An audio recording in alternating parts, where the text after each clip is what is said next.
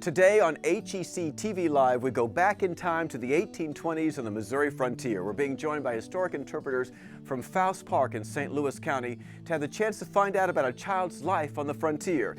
They work and have the chance to understand history at Thornhill Farm, site of Governor Bates of Missouri, Missouri's second governor, who died in 1825, but his family continued to thrive there afterwards. Hi everybody, I'm Tim Gore. I'm really happy to welcome you to today's program. And don't forget, whether you're watching on the web or the internet, you can email your questions to us at live@hectv.org. That's live at hectv.org. Let's begin the program now by bringing in our guests, Micah Kornblum and Laura Ritchie. Give everybody an idea, what is it you get to do out there at Faust Park, Micah? Oh, it's fabulous. I'm a retired school teacher, and I get to play. I'm a science teacher, so this is history. I have had to learn all the history. I've had to learn all of these techniques. It has been a real learning experience for me to teach what I have learned to the students. And Laurie? We spend a lot of time with fourth graders here in Missouri. One of their standards is to learn Missouri history. And at the second governor's home is the best place to do that. Evidently so. Speaking of the second governor's home, we had a lot of advanced questions come to us from kids wanting to know a little bit more about Governor Bates and his family. So why can you tell us about this family? How big were they? Where did they come from originally? What brought them here? That kind of thing. Okay, Frederick Bates came to what was then the Louisiana Territory in the early days of it being the United States. He came from Virginia. He spent a little bit of time in Detroit. And then spent out the remainder of his life here. His wife Nancy also came from Virginia. She moved here as a young child. They had 4 children, but the youngest one was actually born after Frederick died. We're going to have the chance today. Laurie and Mike are going to interact with all these wonderful artifacts that they've brought. You're going to get the opportunity to see some filming, what we did previously as they created the meal we're going to talk about in terms of how to prepare it. And one of the very important aspects of that meal, of course, is the making of butter. Because you have to have butter for cooking your food as well, of course, as eating on top of it once you're going to get your cornbread made and who knows what else. And we've been joined by 3 homeschooled students today who are going to help us churn butter through the program. I want to invite Joshua to come in and join us. We'll shift just a little bit. So Joshua, thanks for being with us today. Hi. Hey. So my first big question for you, Joshua, is have you ever churned butter before? Yes. And when did you do that? Earlier today. That's correct. Very well said, Joshua. Just this morning, 10 a.m. show, they churned butter, and may I say they churned excellent butter, and lots of it. Prior to that time, however, had you ever churned butter? No. Very good. Today, we're going to do the same thing. I'm going to bring the butter churn a little bit here in front of me here because Mike is going to give everybody a short little lesson in how to churn butter properly. I know you know now, Joshua, because you had the chance to do it already. But Micah, if I'm going to churn butter, what should I be doing? Well, you put your cream in the churn. This stick is called a dasher. And once you've got that in, it's rather easy. You lift and drop. You lift and drop. I'm not going to drop because there's no cream in there, and I don't want to go through the bottom. So, but it's just up and down, and it turns into butter. It does. Miraculously turns into butter. It did exceptionally well this morning. Let's get some milk. Actually, heavy cream. We went out to milk the cow this morning, but suddenly Bessie was not available to us, and so instead we went to the local grocery store and we're able to get ourselves some nice cream. Shake, rattle, and roll. And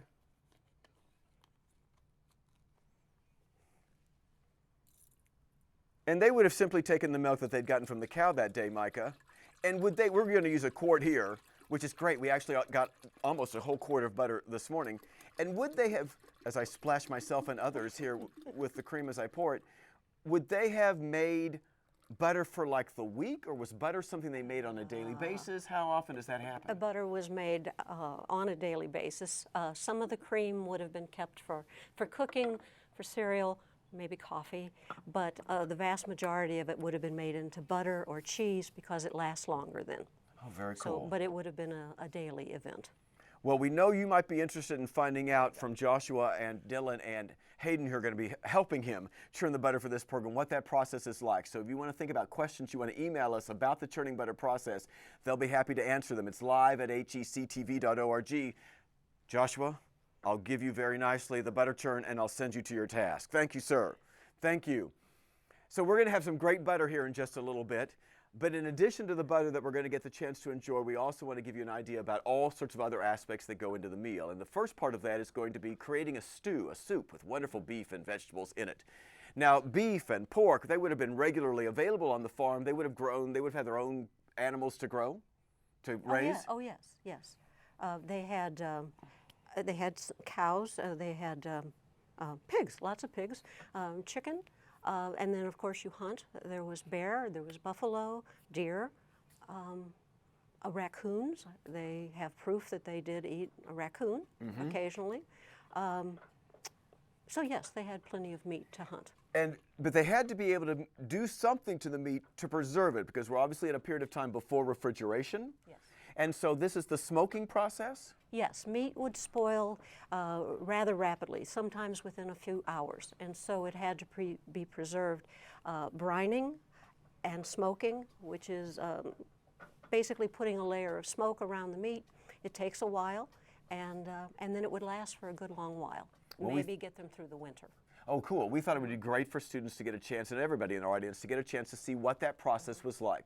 So we went out to Thornhill Farm, Faust Park, about a month and a half ago, and Jesse Francis is going to take us through the process of what it was like to smoke the meat.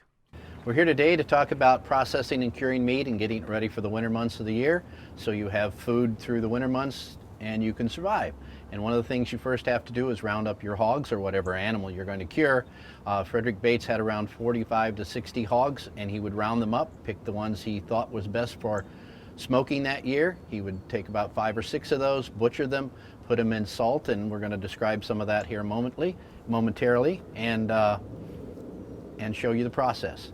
So after you butcher your hog and you cut them up in sections, like this and this, you chop up the pieces with a butcher knife about like this, and you have to keep it very, very sharp so you can cut through the meat. And it's sharpened so much and all the time that they actually wind up looking like this before you finally give up on your knife. Your hatchets are generally the same way, and that's for chopping through larger bones and things like that. After you get it cut up to the size you want and you get ready to cure it, you have to come up with what you're going to use. One of the most important things back and then, because there's no refrigeration, you have to use salt. And to get salt around here at that time, you had to go to a few places. You could go to Boone Lick, which is a salt springs in which they would evaporate the salt out of the water and then they would sell it. Or you could go to the Saline Salt Creek down in St. Genevieve County, in which they would evaporate salt there. That goes all the way back to the early 1700s when Kaskaskia was farmed and they settled there. One of the major reasons was access to salt, because without salt, you couldn't cure your meat, and without that, you didn't have a lot to eat. So it was vitally important to do that. This is rock salt, which is commonly used. You put about 8 pounds of rock salt into your container. You also have to have water, have to a fresh water supply. And the freshest water supply you could get is a spring, and most pioneers would settle where there's a fresh water spring that you could get water within reach, generally less than 300 or 400 yards from the building that you're living in, and that comes in handy for cooking and everything else. So you'd haul your water up here, and then you would take and put the water and the salt together. You would put it in a pan in your kitchen and whatever and boil it down. You might add honey, and honey would be the most logical curing agent to put in it because you could get honey. Brown sugars and things like that were harder to get to, so it's not likely you could use brown sugar here, so you had to come up with other things. Celery is used as also a preservative, and that's what you would use. And one of the things I want to show you is how to kind of test your salt level. What you would do is if you take a regular egg and you put it in a regular tub of water, it sinks to the bottom. If you put it in salt water, it will drop down and then float back to the top. If it's floating to the top, the density of the salt should be enough to cure your meat. Now, what you do with that, after that, is you take your meat, you cut it up in a section, and you put it in the salt water and the honey. You can either put the honey on it and the seasonings on it if you want to, most likely going to come off, or the juice from the celery, mix it in there. You put it in there, and a piece of meat like this will have to cure in here, and especially if you have a cured, or you have a ham, it's going to have to set in there between 30 and 40 days. Okay, that's 24 hours a day setting in salt water, preferably in the latter part of the year. That's when they cure their meat. If the piece of meat tends to want to float to the top, you have to do something to keep it underwater. So a nice limestone rock on top of the meat pushes it down and holds it in place so it's underneath soaking in. So after the 35 or 40 days, then you have to take it to the smokehouse. In order to do that, you have to have a hook, normally made by a blacksmith, okay? And then you have an area inside the smokehouse that you pick it up, take it in, hang it, then it's got to smoke 24 hours a day for at least 10 days. That's for a ham, a regular size ham with the bone in it. And so after you let it smoke, well, sorry, let me get back to before you smoke it, you've got to pick your woods. If you have a dead cherry tree, a dead apple tree, a dead peach tree, you can use those woods because it gives it a flavor, a smell that you kind of like. A lot of people, you'll have hickory smoked, that's from hickory trees. In Missouri, we have plenty of hickory trees to use. Generally the preferable wood, because if you have peaches, cherries, apples, you don't want to burn those up if they're still producing fruit, because that provides you with another food source. So that's what you would do. So what you do is you take this piece of meat, you put the hook in it, do that now. You walk into the smokehouse,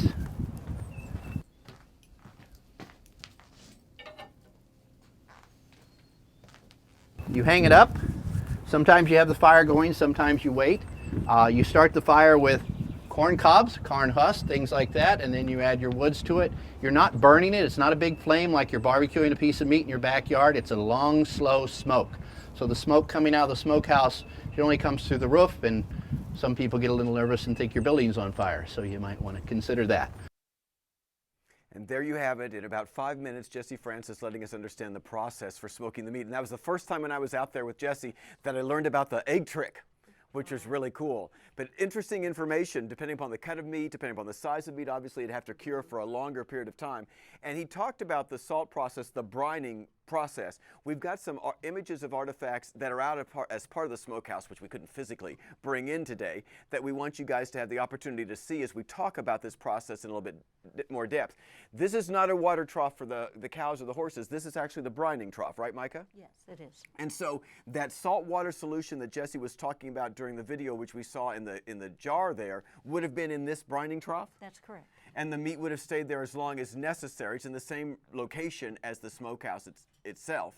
And the smoking process takes a period of time, obviously. You don't want the meat to burn quickly. You don't want it to get charred. It's a very slow, smooth smoking process. So let's see what that fire would look like. We've got a couple of images we can show you of the fire pit, which are in the smokehouse as well, and you can see what they would have looked like.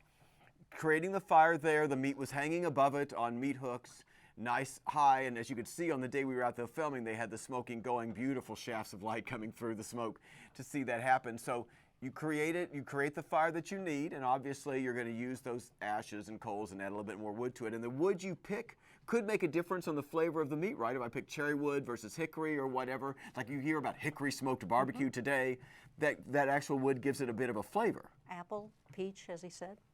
And we've got some images of those meat hooks for you as well, so you can see what those meat hooks were like that the meat or the ham shank or the pork loin or whatever it would have been hanging on as well. You can see them hanging there, a couple of different ones depending upon how big the piece of meat was. Was it a whole side of beef, for example? Was it the whole hog that you were doing at one point in time, or were they different cuts?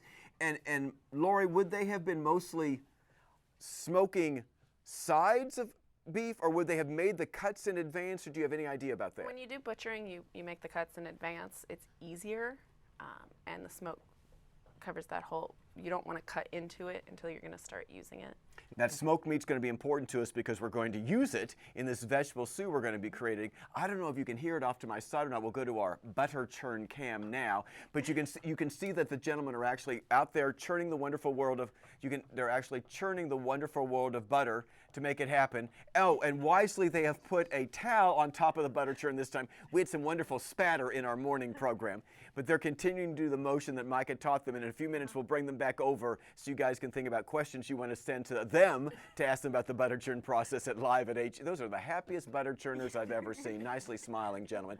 Don't forget the email questions can come to us at live@hectv.org. That's live at hectv.org. So we're going to make some soup with this meat, and we had the chance to go out to the kitchen that exists. Now, this is not the kitchen original to the house. This is a reconstructed kitchen you all have out there. Is that correct? That is correct, yes. But in terms of the way it's built and what it looks like, what the students and everybody else is going to see on video here, this is what a kitchen would have looked like in the time. Kitchens were not actually in the main structure of the home, correct? Oh, very much so. Yeah, kitchens on average burn down about once every 3 years. So having your kitchen outside of your house saves your house from burning down. So it's a very southern thing. Up in the Northeast, you don't see that as much in historic homes. But as I said, he came from Virginia, so that's what he's used to. Well, let's begin to see the process of what it takes to make this soup.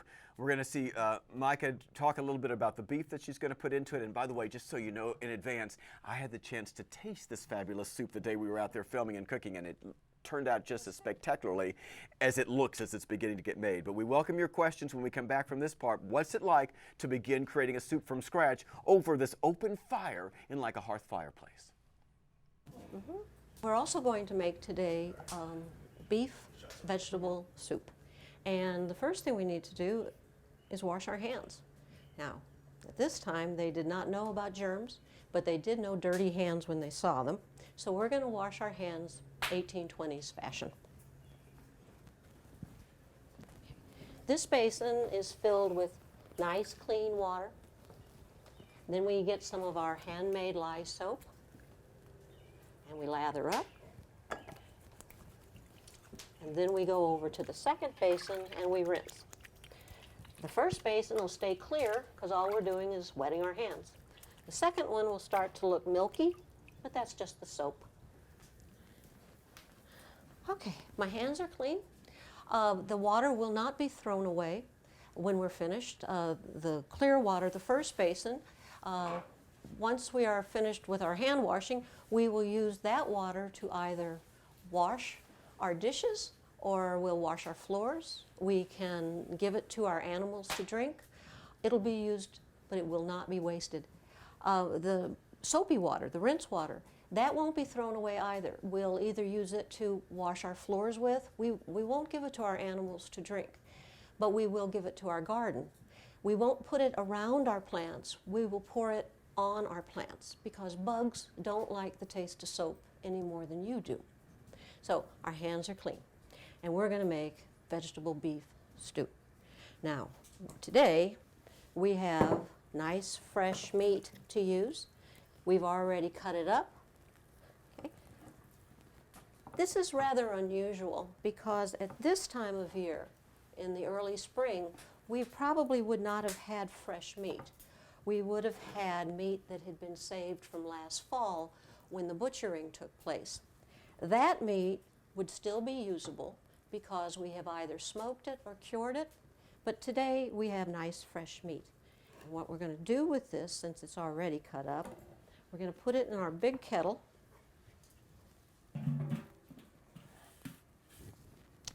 And then we're going to get it cooking while we clean the vegetables. But it needs something to cook in, so we have beef broth. Now, I made this yesterday. It looks like this. Okay?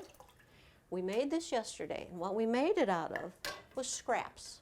We had some meat scraps, we had some meat bones, we put them in water. We added vegetables to it, potatoes, rutabagas, some tomatoes, zucchini, whatever vegetable we had. We put that all in that pot. We cooked everything. We kept cooking it, cooked it some more, until we thought it looked dark enough, rich enough, and tasted good.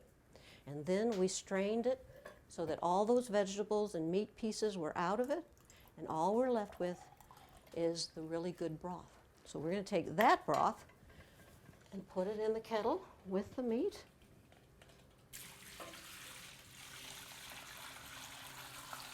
And we're going to cook it. In addition, we are going to add some herbs and some spices so that it tastes especially good. We have some fresh herbs here. Again, this is rather unusual to have fresh herbs this time of year. Usually they would have had dried herb. This is a bay leaf. You put that in your food. It looks like this when it's dry. So we also have fresh rosemary, which we will be using today. It too can be dried. We have fresh thyme right here, and it can easily be dried, and it looks like this. when it's dried. So we'll be using that. And parsley, which looks like this when it's fresh. And we said that the parsley can also be dried, and then it looks like this. You can dry that just as easily, and then it looks like that. So you have your fresh herbs all year long. But sometimes they're rather large, and you don't want to eat big pieces.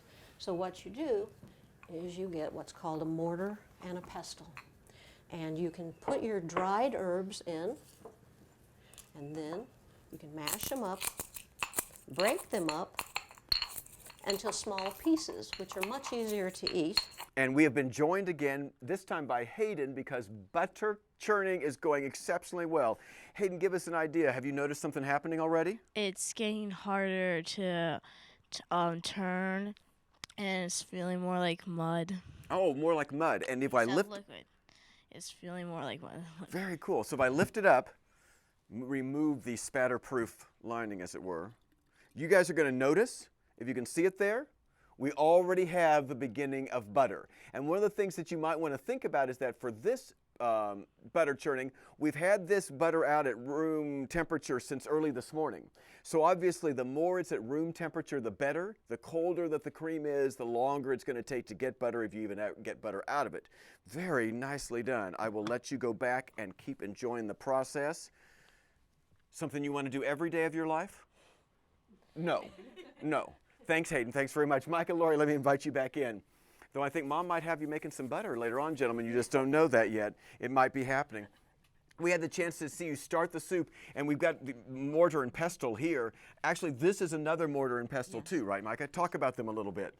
Well, the one that's made out of marble, basically it's, like I said, that sometimes the pieces are too big, and so you dry them, and then, like salt, like Mr. Jesse was using, you don't want to put that in your food, so you put it in here, and then you grind it up. Same thing with peppercorns. You can grind them down into smaller pieces. If you don't have a marble, if you can't afford this one, you can take your dried leaves, put them in here, and then just, this is a homemade, and it'll crush your herbs for you. We had some questions come in via email about the animals on the farm, since obviously they were seeing beef, and Jesse had spoken about the idea of pork. So were there pigsties and little cattle pens for those animals? How were the animals kept on the farm? The pigs actually were free range. They ran wherever they wanted to, mainly because of their food source, which you said was acorns, correct? The cows would have been in a field. You would have kept them inside at night. Chickens you would have had in a chicken coop. And did they have certain animals that were, I thought this question was really cool, certain animals that were more luxury items versus animals they would have had no matter what? I think the animals that they would have had to have had were the ones that either gave them food, like cows, or worked for them, like oxen and mule. And they didn't take a whole lot of TLC. However, the luxury animal would have been the horse. You have to provide them with oats and hay, and if you're providing them with food, then that's taking up time from your own food. So when you're plowing the field, you're using oxen or mules with that yoke. You're not using Not your horse. luxury horse. Not your right. luxury horse. That's good information to know. Don't forget, you can email us your questions to live@hectv.org. That's live@hectv.org. So we've started the soup. We've got this fabulous broth going. We've seen the meat go into it, but of course, you can't get a vegetable beef stew going unless you have vegetables, and lots of gorgeous, beautiful vegetables indeed. Miss Laurie takes us on that part of the process now as we continue making the soup.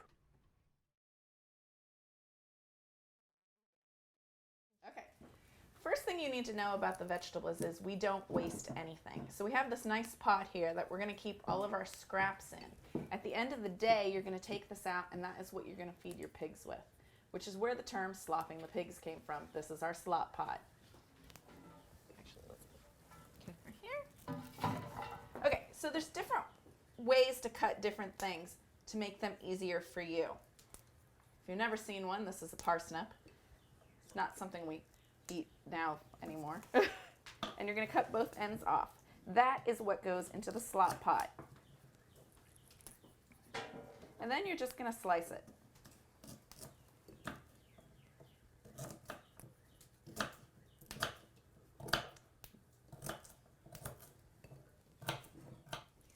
carrots are done the exact same way.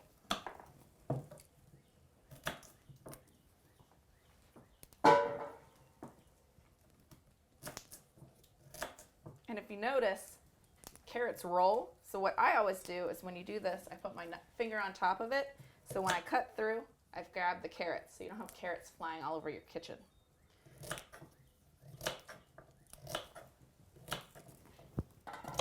Miss Micah is snapping the beans, and you actually don't need a knife to do those. You're going to take off both ends and then just snap them into 3 pieces. Celery is done the same way as the carrots and parsnips. You cut off the both ends and then you're going to slice it. As is zucchini. But zucchini is easier to slice because it is softer. But with zucchini, sometimes your slices are really big. So you're going to take them and you're going to cut them in quarters.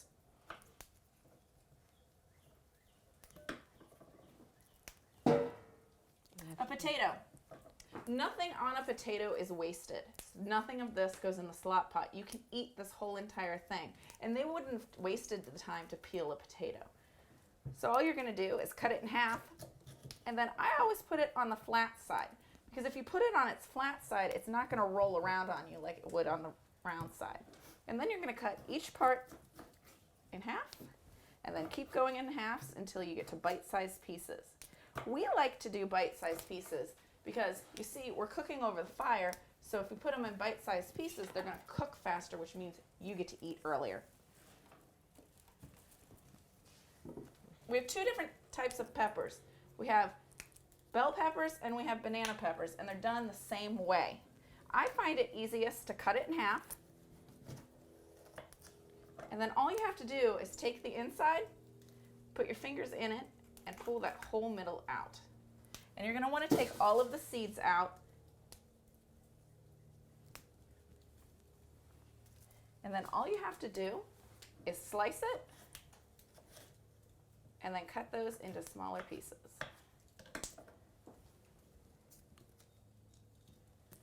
Okay, you're going to need a bigger knife for this, so I would suggest you have a parent help you with this one. You're going to take the cabbage and you're going to basically shred it. Cabbage is mostly just a filler in the soup. Still tastes good too.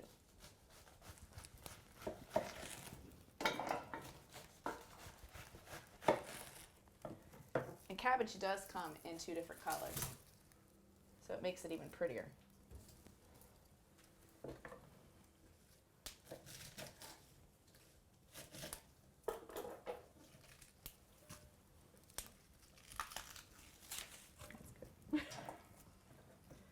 Okay. Then onions. These are people's least favorite thing to peel. But the easiest way I've found is to actually cut it in half.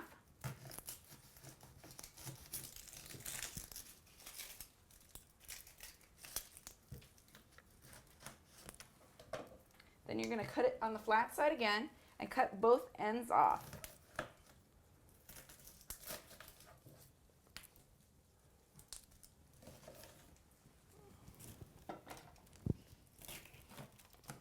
Once you've done that, you can actually peel all of this outside layer off because we don't eat that part. And then you're just going to cut the onion up just like you did the potato. But you don't have to get so small on the onion because onions have layers and they will fall apart in boiling soup. Being added into the soup stew, and as I said when I had the chance to eat it on that day we were out there filming, lots of delicious and yummy vegetables. We've had a couple of great email questions come to us talking about kids' chores, so I thought it'd give us a chance to check in on the gentlemen as they're over there churning butter so happily as I ask these questions of you. What were the basic kinds of chores that kids would have done? How much of their day would have been chore related, doing stuff around the house, as opposed to we're studying in school or learning to read or write or that kind of thing, or playing? Well, the chores they could have done, carry water for the house, carry firewood, and that was a little more difficult because they had to know what kind of wood to bring. They would have helped build the fences that were so important by splitting rails, and then helping with the construction of the fence. They would have fed the animals, they would have worked in the garden, they would have guarded the garden from all kinds of animals that wanted to eat your food. They would have did- helped with the cleaning. And did kids do any kind of schooling in the way we think of schooling today, or was it very much a personal, if mom and dad read, maybe they taught their kids to read? How did that kind of process work? Where Frederick Bates lived, from St. Louis, and current days, we are in St. Louis, but then they're 8 hours from the city. So it would have all been basically what we consider homeschooling today. So these boys are getting a historic education. Girls weren't always educated. Did girls learn knitting and embroidery and those kinds of yes. appropriate feminine things to help attract the young gentleman eventually who would provide more money for the family at some point in time? Well, the domestic skills, Uh-huh. yes, yes. The domestic skills. I like that phrase. But it was different with the Bates family. Nancy Bates, the governor's wife, she could read, she could write, and she could do math, which was very rare. So she had an education. Her children would have an education, including her daughters. Oh, very cool. Those were great questions. Thanks for sending them in to us. It's live at hectv.org. You can send us your questions. We look forward to getting more and more of them during the program. We are going to have butter, without a doubt, this afternoon. These gentlemen are certainly doing their chore exceptionally well. Thank you, guys. Let's talk a bit more about a couple of these other artifacts we've got here. We, again, were able to send some images to students in advance of what is the one that's nearest to Laurie there, that tall metal structure. Thanks for passing it over. Oh, look at you, little hostess with the mostest. Very nice. And most students sent us in their responses to this, and they said to themselves, it looks like something that you would make a mold out with. You could pour something into it, and when you see it this way, you can actually see that you can indeed pour into it. And this is a candle mold, Micah? Yes, it is. And so tell the students, let everybody understand, where did the wax come from? Well, the wax could have been tallow, which is a fat, a type of fat, or they could go out and find a honey beehive and get the wax from there. There would have been wicks down in here, and then you pour the melted wax or tallow in here, let it harden, and then turn it upside down, and those candles will come out, and maybe you can tell a little more from this angle that they look more like candles. They do, and from a burning perspective, would tallow or beeswax have lasted longer? Were they both things that would have melted really fast? Would they melt faster than we think of candles melting today? Beeswax candles burn slowly, Okay. and they burn with a nice scent, and they burn with a bright light. Tallow is a little more yellow light. It's yellow. Yes. They said that the more expensive a candle, like if you're buying them, it's a whiter candle, and that's because the fat is more pure. Oh, So. well, that's interesting. Now, we've also got these great utensils that the students had a chance to respond to, and these are actually made out of objects, plants, Yes, crops, yes. veggies that would have just grown on the farm, right? These are utensils or things made from gourds that would have From been just gourds. natural even on growing. Well, gourds and pumpkins are from the same family, Okay. but unlike a pumpkin, this is several years old, and a pumpkin that's several years old would be a pile of mush. But these gourds are different. They get harder. In the field, in the fall, these are bright green. You let them dry over the winter time, and then you can take them and make different things out of them. You can make a dipper. You can make a birdhouse, like that.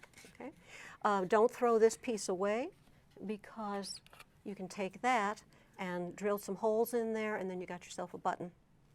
You can take a bigger gourd. Okay, they come in different sizes. You can take a bigger one, and you've got a nice bowl. Drill holes in the bottom, and you have a strainer. Okay.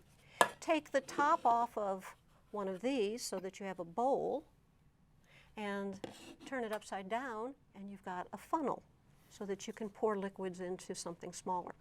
They're very, very versatile. You mentioned something I think it's really important for everybody to understand there about wasting nothing. This becomes a button. Talk a little bit about that, because whatever they had is what they had. Well, buttons in particular were expensive. Our dresses are not held closed with buttons. We are using hook and eyes. Buttons were expensive, and so if you could make them out of something that you have, such as a gourd or perhaps a slice of a deer antler, you make your own buttons that way. Now, when they traveled from Virginia, and whether it was them or somebody else traveling to the frontier, these kinds of instruments that, the metal whether it's to move around the ashes in the fire, or I'm going to use it as a strainer because I can see the holes through it, or that kind of thing. Would they have brought this kind of thing with them? Would there have been stores anywhere close for them to buy this kind of thing? They would have brought them with them. Also, farming tools they would have had to bring. There weren't stores here. There was in St. Charles and St. Louis, but not out here. Frederick Bates was lucky enough that he had a blacksmith that worked for him, so he could have him make them. And you need to remember geographically that even though the distance isn't any different today than it was in the 1820s, the amount of time it took to travel that distance is much different. So even though I could drive basically from Thornhill Farm to downtown St. Louis today in 30 to 45 minutes, in that period of time, it would have been a horse ride to get me downtown the whole day. In that period of time, it would have taken me that amount of time to get to St. Charles. So it wasn't like I'm just going to dash into the car and drive to the mall and pick up what I need because I've got to make something and make something happen. We've got to plan that kind of experience out. And of course, most of our time was spent on the farm working it as opposed to having those kinds of trips in.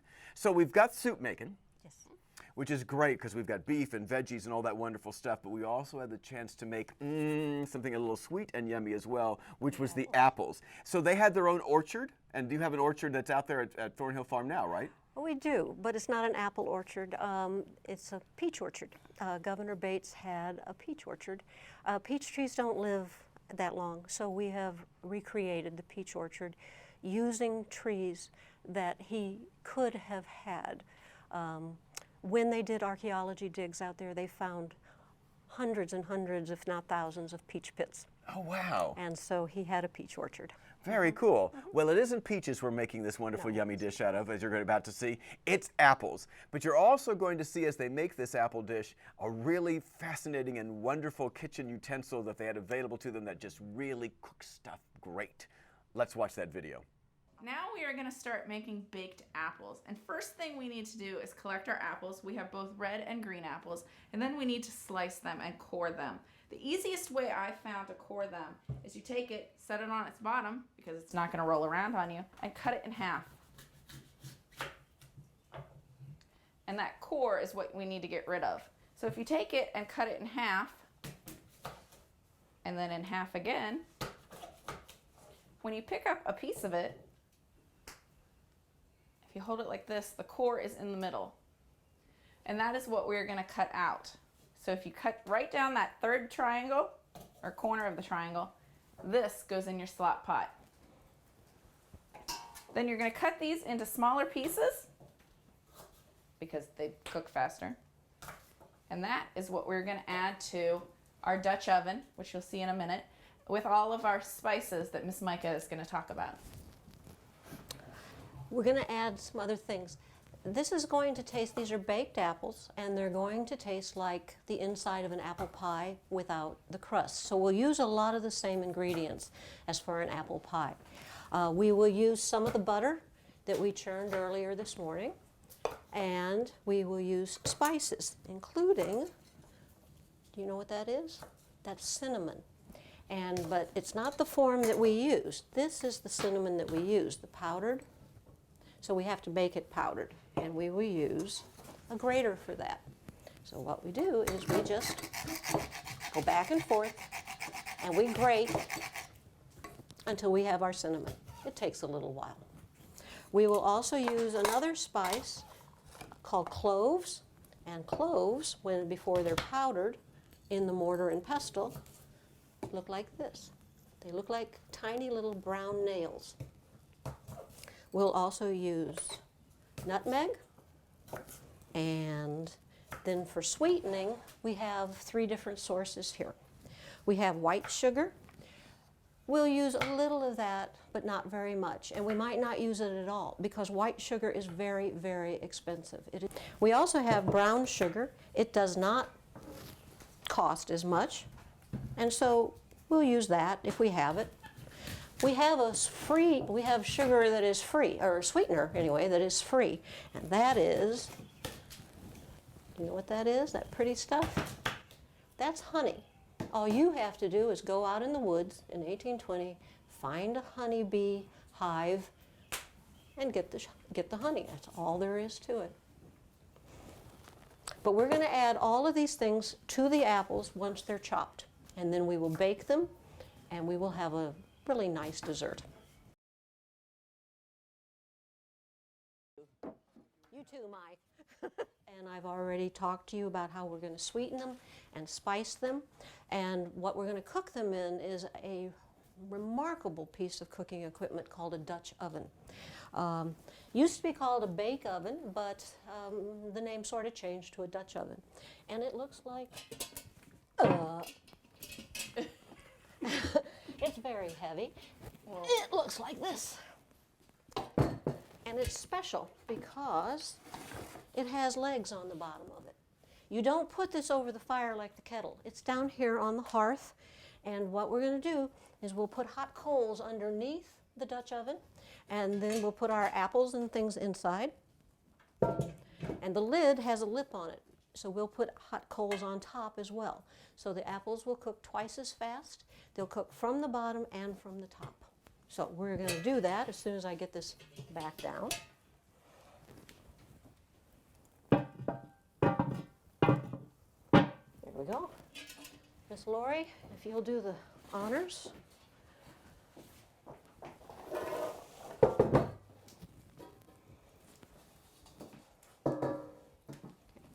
And then we just, who's filming? We'll put the sugars in, and I think we'll start with the butter, though. No particular reason, except I like butter. Okay.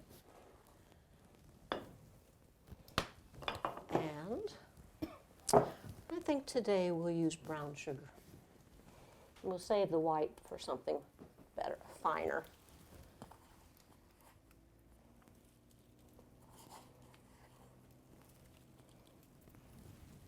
And we'll use some honey.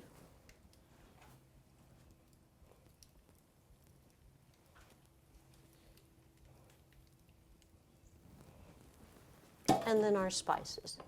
We don't want to use anything that is, unless it's powdered, so we've already ground what we want to use. Okay. Nutmegs, some cloves, just a little of that. And cinnamon, which we love. Okay, then what we're going to do, we're going to put the lid back on. And now comes the hot and heavy part. So, you've been watching our fire during the day, and we've got lots of nice hot coals. And we have a shovel. So we're going to get down here, and we're going to take hot coals, and we're going to put them underneath.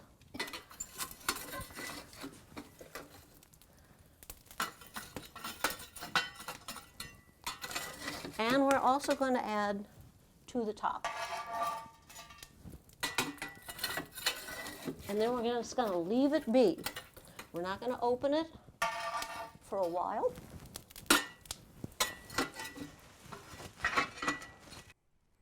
And watching you that day, those hot coals getting under and on top of the Dutch oven, you may wonder, how long does it take to cook? Well, we began the cooking process and did it in the order that you're seeing as we go through the program today. So we started cooking about 8:45 in the morning and dealt with the beef first and then the veggies. By the time we got to making the apples is probably around 10-ish, and we were actually eating lunch by noon. So that gives you an idea about exactly how fast everything cooks in those fabulous instruments known as the Dutch ovens. And we've gotten some great email questions from our friends watching down in Piedmont, Alabama about some things that relate to this, about the fire.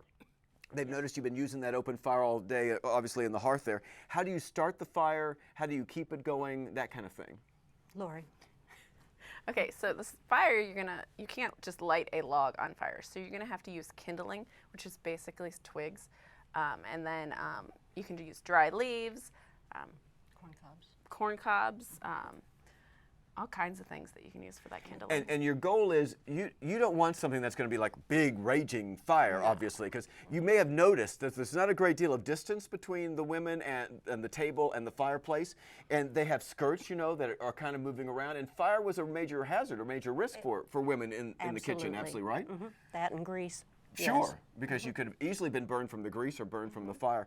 And so it's important to realize that you've got to have a fire that's under control. You're not looking for something that's going to be big. Plus, you've got to be able to cook things in a way that works, and a big out of control fire would char your beef before the veggies were anywhere close to being ready for you. Another question that they were interested in, again from Piedmont, Alabama, deals with that beef broth. You talked about the process a little bit in the video of creating the broth. Is that a day-long process? How long does it take to create the beef broth? It is. We started that the day before, and basically in the kettle we just put all the vegetables that we had, the scrap meat, the bones, water from the spring, and we just let it cook all day long. Oh, wow. All day long, until I had some time in the evening, and then I could skim the vegetables and skim the top, and then I had beef broth. Another question came in after we talked about making candle wax. So how they were interested in knowing, how do you actually create then the tallow? You're taking so like I've cooked the meat and it melts away, and is it similar to like when I've cooked something and then the oil or the fatty stuff kind of like gelatinizes or whatever that word is, that kind of thing I'm talking about, or is it something different? It's similar, like when you're cooking bacon and there's all that grease left in the bottom. Okay. And so you don't throw that away. Some of it you cook other foods with, and some of it you save. Some of it will go into soap making, and some of it will go into the candles. So You also would get a lot when you do butchering every year. yeah, Okay. yeah, you take that. You would just take it off because you don't want all So you that don't fat want with the all that meat, on there. and you literally would use that fat then to create the tallow for the candles. And you basically melt it down, like she said. Oh, very cool. So we've got beef stew going, we've got apples that are baking. We also had the chance to use a Dutch oven again that day to make cornbread from scratch, which was really, really cool. And you can go to our website where you can find that video on it as well about making the cornbread process. But once all of that was together, you have the opportunity to see it all in its gorgeous display. So as you watch this video of serving the food, and we get a nice little summary of everything we've done, and we see you open up those Dutch ovens and bring all that beautiful food out, we will, during that same point in time, bring our butter over and the cornbread we've made so we can all enjoy some serving food ourselves. But let's see what that process is like, putting out the servings of the midday meal. Hello, it's time for our midday meal. We have been cooking all morning, but things are coming together nicely. Our table is set. We are ready to eat. The men have been working, the children have been working, the women have been working. It's time to sit down for our good midday meal. So let's see if the cornbread is done. That's always interesting to know. Okay, I'll get my lid lifter, and I will carefully lift up. Ooh, see the steam? Up. It's looked done. It looks done. So I'm just going to put that lid down here where it's safely out of the way and I won't step on it. And then I'll put my lid lifter down, get my hot pad, get my cornbread. Yep. And I'm going to set it over here for just a moment. And I'm going to check the apples. This is a much bigger pot, so it is a much heavier lid.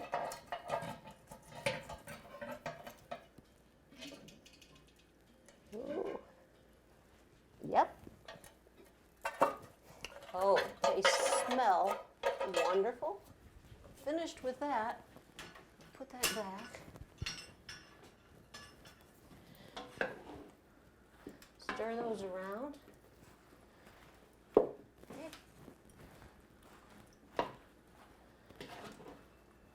And then, now I'm going to put them in a bowl, put them on the table, and we'll have the first thing, but not the last thing. So bear with me. Cut.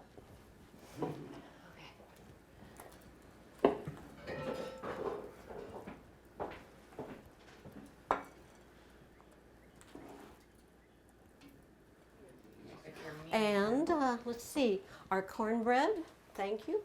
Our cornbread is ready. We have butter that we churned this morning for the cornbread. We have honey from our bees out in the wild for our cornbread. And we have our soup. So, move that, let it swing out.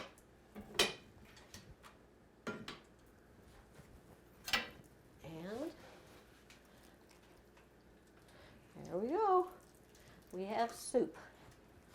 So, Everybody gets a nice big serving of beef vegetable soup, beef that you hunted, vegetables that you grew, corn that you grew, apples that you bartered for, honey that you collected, butter that you churned. Have a nice meal. And that day it tasted every bit as yummy as it looks beautiful when you see it there. Micah and Laurie, it was absolutely delicious. And please note one of the things that Micah was talking about at the end. It was all stuff you had created or you had grown yourself. You're talking about people who are exceptionally self-sufficient. They're not going to the grocery store. They're not going to a dry goods store necessarily to do all this. They're growing it on their own farm. They're making it themselves, just like these gentlemen have so far with our butter. So Joshua, how's it going? Do you think we have butter now? All right, so let's open this up and see what we've ended up with. Take this off. Oh my gosh, look at the underneath portion of that. You can see that there's definite butter residue, I guess I'll call it. And when oh wow.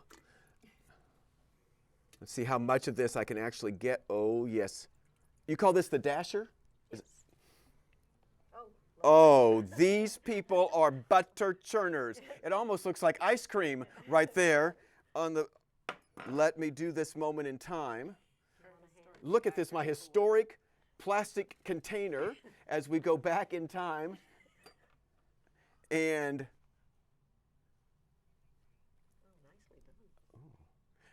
this is the second time I've had the opportunity to serve up the butter, so in this instance it's... And friends and neighbors, trust me, there is more where that came from. So Joshua, give the kids and everybody else watching out there a little idea. How fast did this happen? Did you find it really hard? Would you do it again next Thursday? What?